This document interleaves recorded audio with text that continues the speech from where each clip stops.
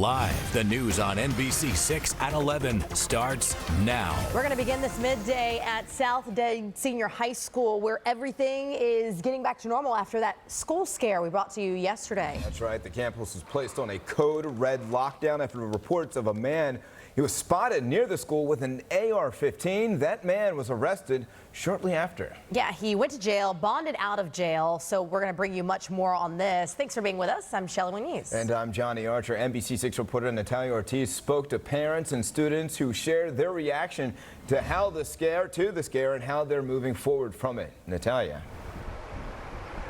That's right, Johnny, Shelly. So we've been here all morning pretty much since the very beginning, when the yellow school buses were dropping kids off, when the parents were dropping kids off, and we got the sense that it was pretty much business as usual for them, but we still wanted to know what it was like for them, what they were feeling yesterday as this happened. So take a listen.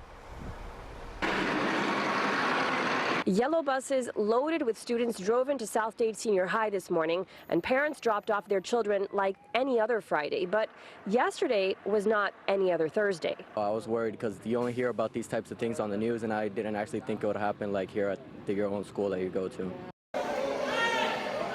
Miami-Dade school officers searched South Dade Senior High Thursday morning and put the campus on lockdown for 3 hours after multiple calls to 911 reported seeing a man on an ATV with an AR-15 sticking out of his book bag. An arrest report says he was sitting in traffic on the south side of the high school. Police say that man was 23-year-old Christian Ettinger. We turned off the lights and stayed under the desk, and then they told us to go to the hard corner, and then we just all stayed down until they told us what was going on.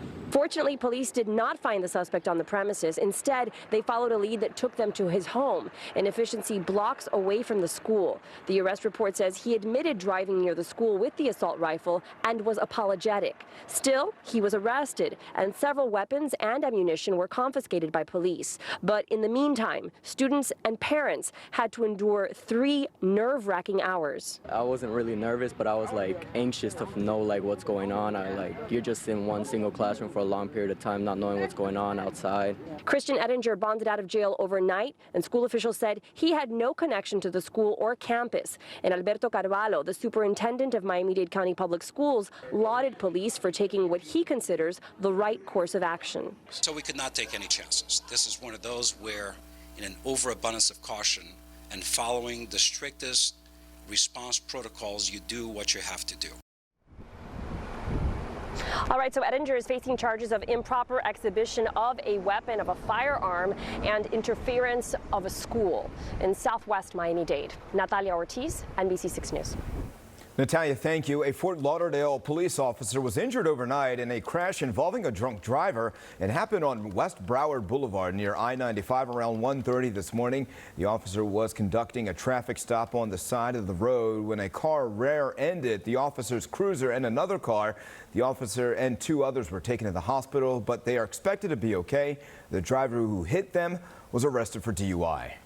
All right, have you ever used one of those DNA kits? Well, it is a booming business as people look to learn a little bit more about their ancestry. Okay, what happens when the company you gave your DNA to has a change in ownership? New for you this morning, what this could mean for your sensitive data. And it's that time of year again. The Wine and Food Festival is back in South Florida. We take an exclusive look at the annual event.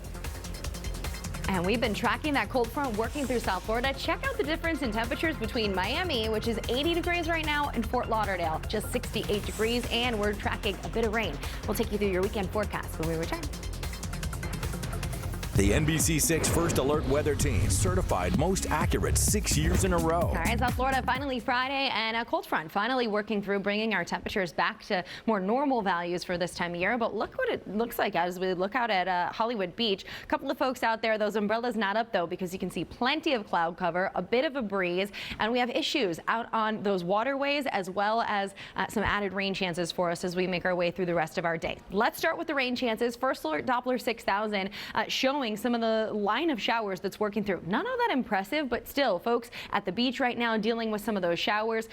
We are seeing them continuing to slide just south and east, and eventually these will be out of here, say in the next 30 minutes or so. They should be tapered off and just to our south, but still stretching from the hammocks up through North Miami and out towards Surfside, Bal Harbor area, dealing with some light showers there and offshore as well. Again, the rain chances will stick with us through the rest of your day. Here's how it plays out. This model a little behind in timing, but either way, notice how there's moisture in our backyard as we head into the late afternoon and evening hours. This model keeps most of it offshore, but even still, I want you to be prepared for isolated shower activity and even widely scattered showers as we go into the late afternoon and evening hours and even into tomorrow morning. There's 7 a.m., a pause for you. You can see that moisture continuing to work on shore. Not a washout of a day, not even raining nonstop, but instead we'll watch for periods of some rain here and there. The thunderstorm activity doesn't look all that impressive, so I think we'll just keep that at isolated.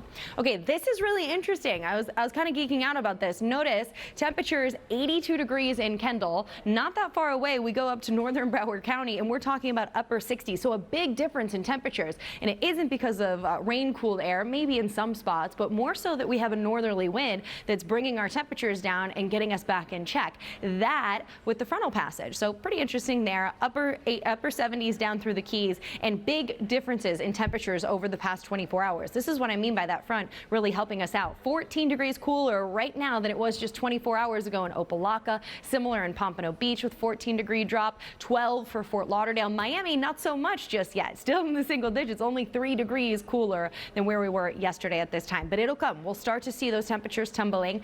Winds, they are still out of the north. They're going to be that way, and they're gusty. This is causing some issues when we talk about our beach and our boating forecast over the weekend. Right now, a gale warning in effect, as well as a small craft advisory. That's because our gusts could be up to 35 knots, our seas up to 11 feet, and we're talking about the potential for those rough surf and the rough seas along the coast. Next couple of days, we will keep those rain chances about 30% as we head into Sunday. A little bit of the isolated shower activity still sticking around, but temperatures mild for us, guys. All right, also happening this week. 6 in the mix with all the details. And I know you guys have a lot of fellas over there, and that's cool, but I have Giada coming up. Hey, ladies. Oh, look at you, Kelly. Hey, we have Jeff Morrow here. Do we need to say anything else? We are inside Scarpetta at the Fountain Blue Hotel, where our coverage for the South Beach Wine and Food Festival continues. Yeah, you just got finished apparently with a big old workout, yeah, huh? I went to listen, if it was up to me, I probably wouldn't have gone, but my wife, she keeps me very much on track, so I just did a...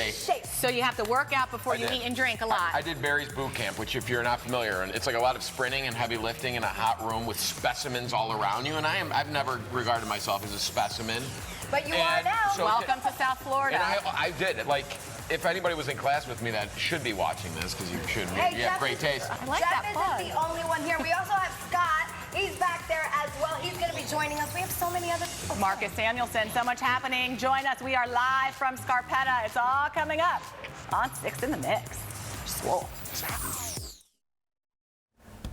All right, I can't wait for this 6 in the Mix episode to come up because... You're a big fan of that guy who was the guest on 6 in the Mix. Yeah. Should be good. Anyway, we can expect... A couple of showers, otherwise nice conditions. Right. Have a great day, everybody. Convicted for a crime he didn't commit, Jawan Strader talks exclusively to one of the Central Park Five, the role 2 presidential candidates played to keep him locked up. Part of that history wasn't told. Why he's speaking out 30 years later, tonight at 11.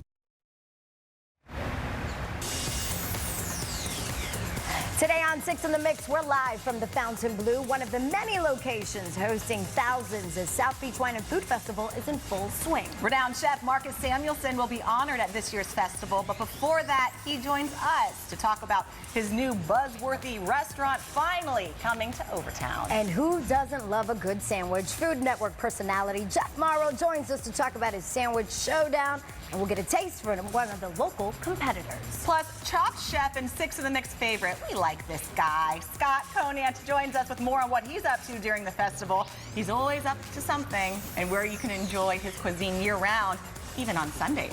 6 in the Mix starts now.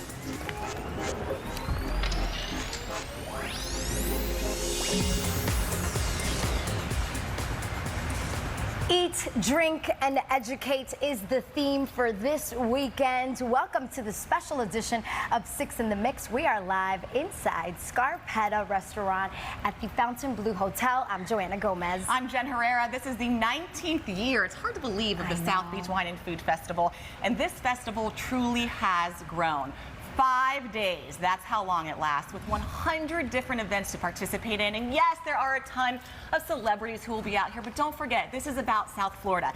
Everybody is encouraged to come out. There are even family events taking place out here at the festival this year. Yeah, and all the proceeds benefit the FIU Chaplain School of Hospitality. And to date, the festival has raised $30 million for this cause, along with an additional $5 million this week, thanks to a generous donation from Bacardi. Thank you to them. Look at that.